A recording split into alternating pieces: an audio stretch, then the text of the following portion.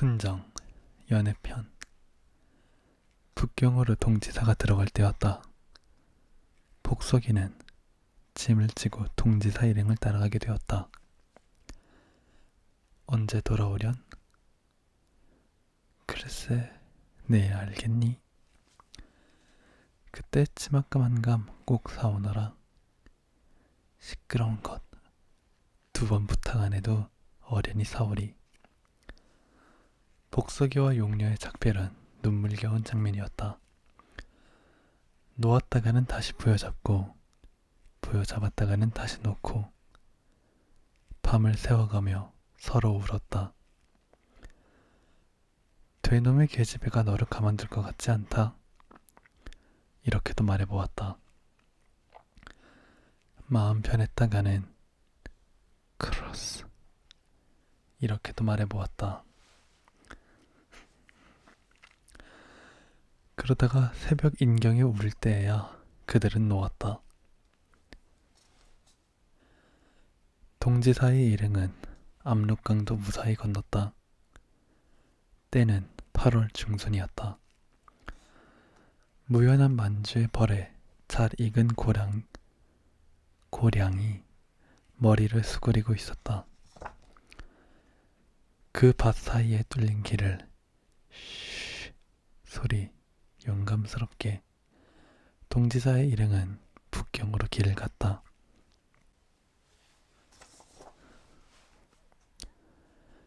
짐을 지고 따라가는 복석이의 눈에는 멀리 지평선 위에 용녀의 얼굴이 아른거렸다. 화상을 따다가 붙인 듯이 지평선 위에 딱 붙어서 아무리 지우려야 없어지지를 않았다. 복석이는 그것을 바라보고 빙그레 웃고 하였다. 압록강을 넘어선 지 열흘 만에 복석이는 수토불복으로 넘어졌다. 복석이는 울었다. 억지 썼다. 나를 여기 버리고 가는 것은 소백정이라고 때도 써보았다. 그러나 대사는 복석이의 병 때문에 지체할 수가 없었다. 그의 병든 몸은 산 설고 물 선 곳에 혼자 떨어졌다. 그리고 동지사의 일행은 여전히 북경으로 길을 치었다. 열흘이 지났다. 복석이의 병은 완쾌되었다.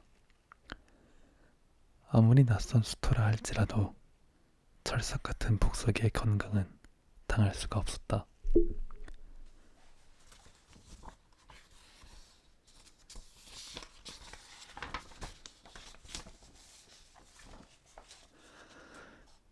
그는 동지사의 뒤를 따르려 하였다. 그때 마침 다행으로 같은 길을 가는 어떤 중국 사람을 만났다. 그들은 사흘을 동행하였다. 그리고 사흘째 되는 날 저녁, 그들은 어떤 혼홍의 집에서 하루를 묵게 되었다. 밤이 되었다. 복석이가 용녀의 일을 생각하면서 혼자 기뻐할 때였다. 갑자기 문이 열리며 되놈 서넛이 달려들어서 복석이의 따귀를 떨어지라 하고 때렸다. 영문을 몰랐지만 복석이는 반항하였다.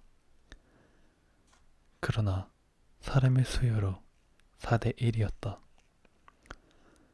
그날 밤 그는 결박을 당하여 움에 갇혔다.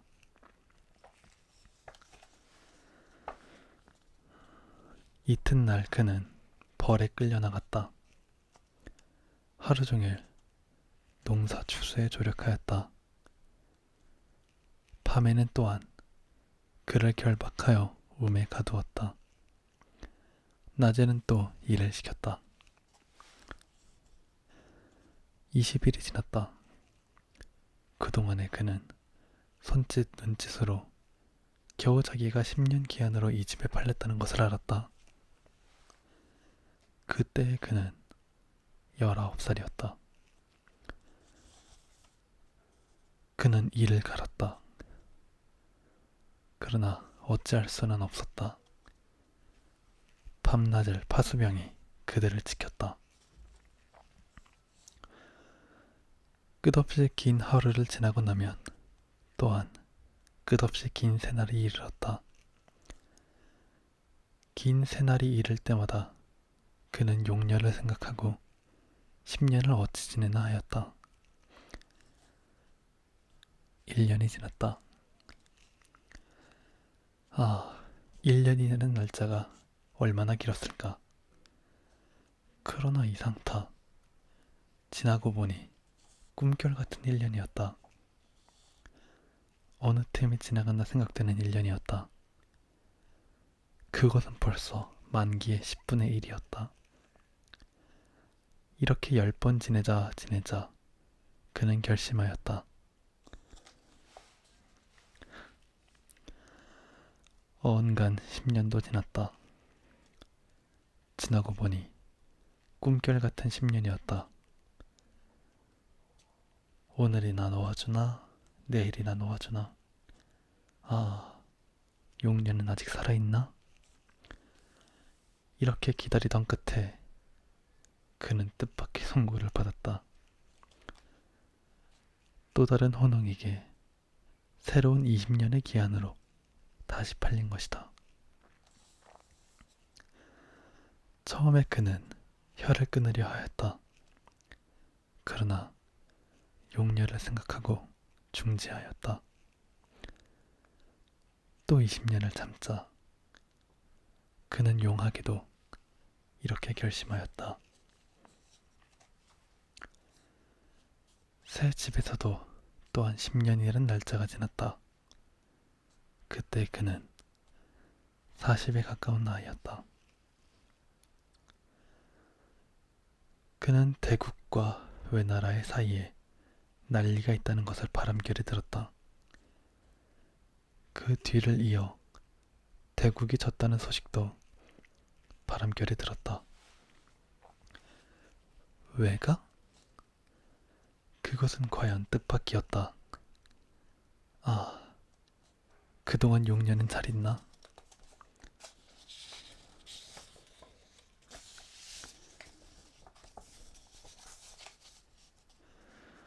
조선이 독립하여 한국이 되었다는 소문도 들었다. 동지사라는 것도 연전 없어졌다는 것도 들었다. 그럴 때마다 그는 용녀를 생각하고 한숨을 쉬고 하였다. 장대인이 천자가 되었다는 소식이 전하면서부터는 그런 시골 중의 시골에서도 욱적하였다. 종들이 모두 노연한다고 종들 사이에서도 수근수근하는 공론이 많았다. 그때 복속이는 벌써 70에 가까운 나이였다.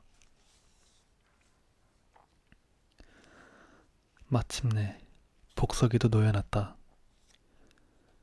그러나 그것은 장대인의 덕이 아니고 나이 많아서 농사에 종사하지 못하게 되었기 때문이었다. 기나긴 날짜였다. 50년이라 하는 진절이 나는 긴 날짜를 용녀를 생각하고 살고 용녀를 생각하고 지냈다. 노연한 때에는 그는 용녀의 한마디밖에는 조선말을 잊은 때였다.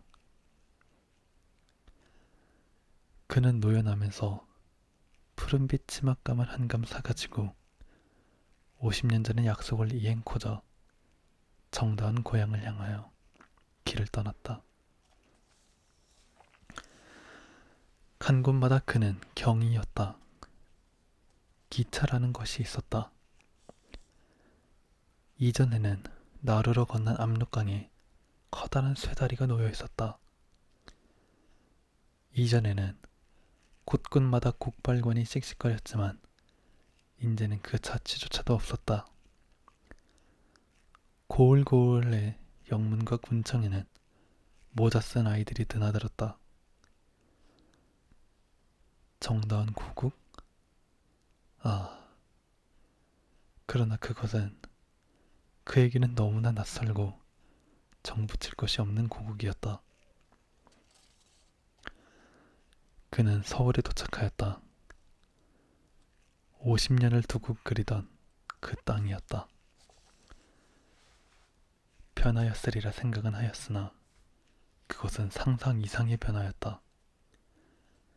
몽롱한 기억에 남아있는 것뿐만이나마 삼각산은 그 빛조차 달라졌다. 남산은 그 형태조차 변하였다. 그는 서울 장안을 집집마다 대문을 기웃거리며 싸돌았다. 그는 두 달을 찾았다. 그러나 용녀를 위하여 50년은 참았으나 여기서 두 달 이상을 더 찾을 기운은 없었다. 말로는 고국이나마 산 설고 물 설고 말 모르는 타향이었다. 그는 마침내 단념하였다. 그러나 온전히 단념하지 못한 그의 마음은 서울에 남겨두고 또다시 대구으로 서울을 등졌다. 그의 쓸쓸한 그림자는 의주통도 지났다.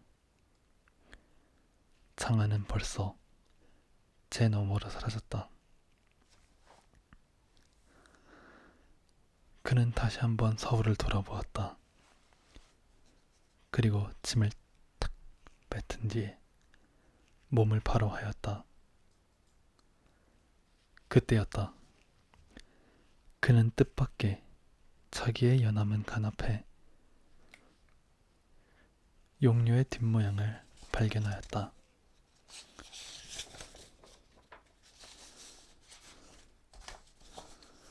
그는 뛰어갔다.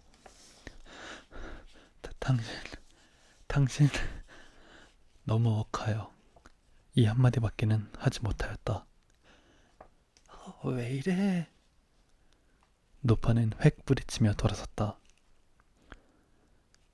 그때 복석이는 50년 동안을 잠시도 잊지 못하였던 그 두 누나를 보았다.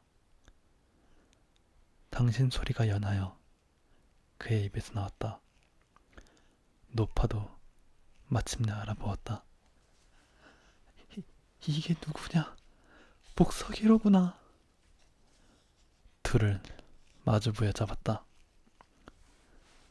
이제 다시 놓았다가는 영구히 잃어버릴 듯이 힘을 다하여 쓸어안고 통곡하였다.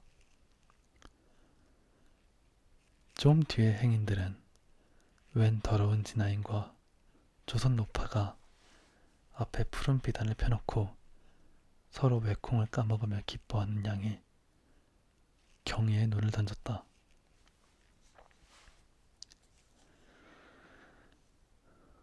얼마 뒤에 이 70난 총각과 70난 처녀의 결혼식이 있었다.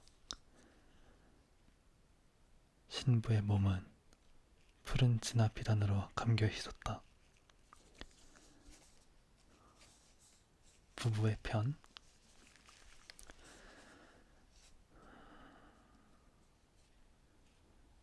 당신, 그 지아버니가 금년 봄에 병들어 죽었어.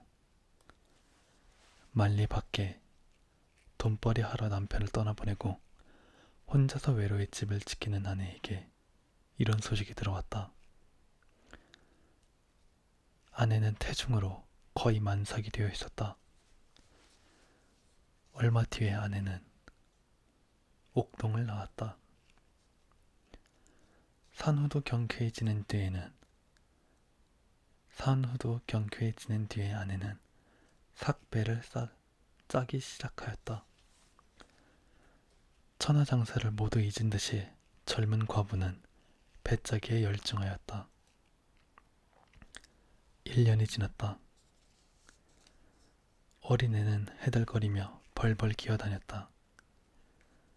젊은 과부는 때때로 뜻하지 않게 배 짜던 손을 멈추고는 어린애를 내려다보곤 하였다. 또 1년이 지났다. 어린애는 쿠등쿠등 뛰어다녔다. 쉬운 말은 다 하였다. 젊은 과부의 눈물 머금은 사랑의 눈은 어린애의 생장을 돕는 가장 좋은 걸음이 되었다. 어린애는 나날이 보이기에 컸다.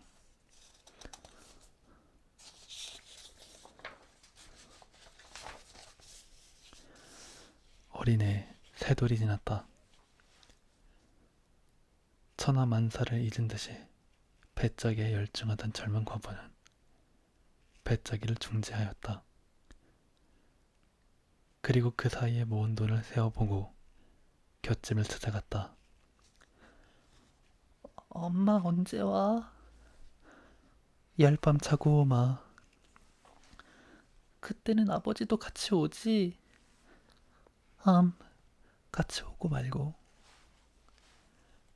앞서는 눈물을 감추고 젊은 과부는 제 가장 사랑하던 아들과 작별하였다.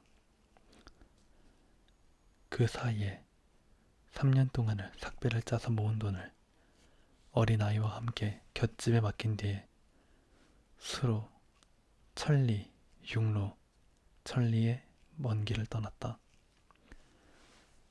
제주도에서 백두산까지, 남쪽 끝에서 북쪽 끝까지 생각만 하여도 진저리가 나는 먼 길을 젊은 과부는 수중에 돈 한 푼 없이 떠났다.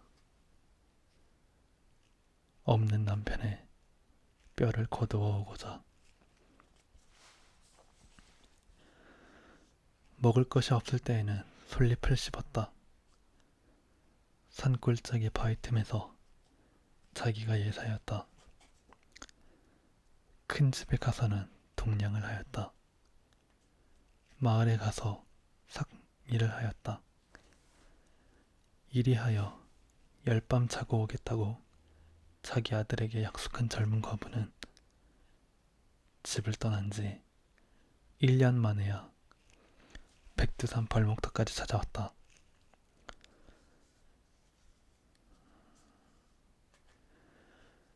제주도에서 왔던 사람의 무덤. 이러한 몽롱한 질문을 하면서 벌목터에서 저 벌목터로, 이 벌목터에서 저 벌목터로 찾아다니던 그는 석 달 만에야 그 제주도에서 왔던 사람의 무덤을 얻어냈다. 사람의 독한 마음은 능히 하늘빛을 어둡게 만들 수 있는 것이었다. 몇 해 동안을 단지 이 한 동이의 흙더미를 찾기 위해서 애쓴 그는 마침내 여기서 발견하였다.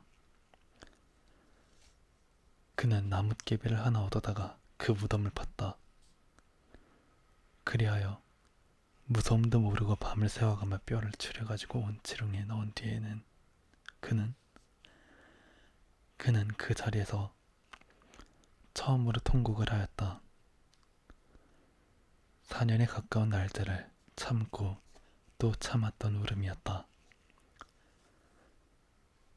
사흘을 머리를 풀고 통곡을 한 뒤에 그는 산을 내려왔다. 소문이 벌써 퍼졌는지 산 아래 마을에는 사람들이 수군거리며 그를 기웃기웃 들여다보였다. 젊은 과부는 머리를 수그리고 걸었다. 그의 등에는 가장 그의 사랑하던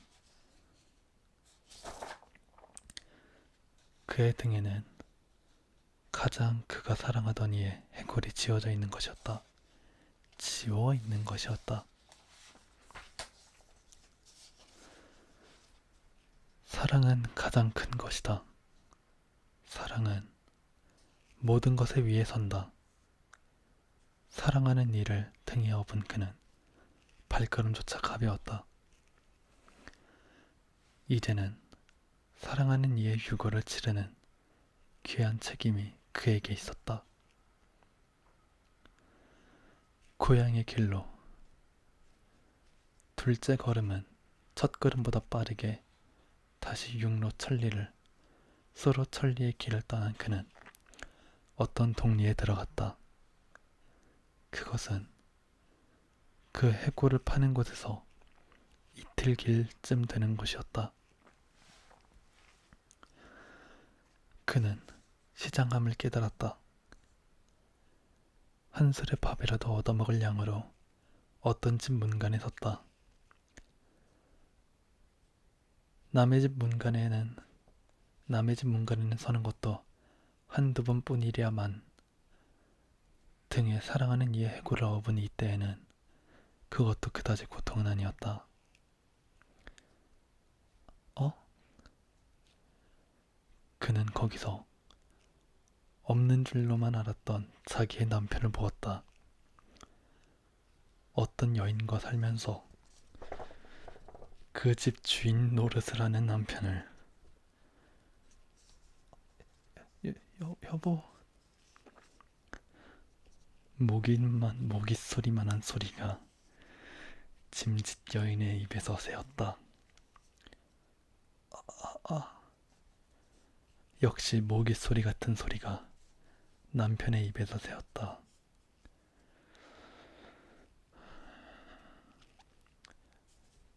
여인의 등에 졌던 치룡은 저절로 미끄러져 힘없이 땅에 내려졌다.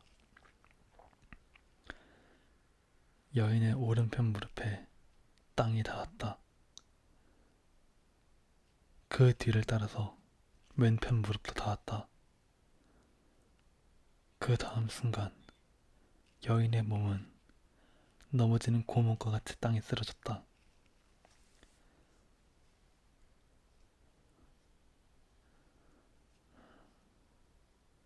넘치는 순장을 발에 밟힌 바 된 젊은 여인은 너무 억하여 그 자리에 쓰러진 것이었다.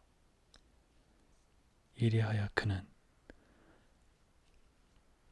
거기서 영원한 잠이 들었다.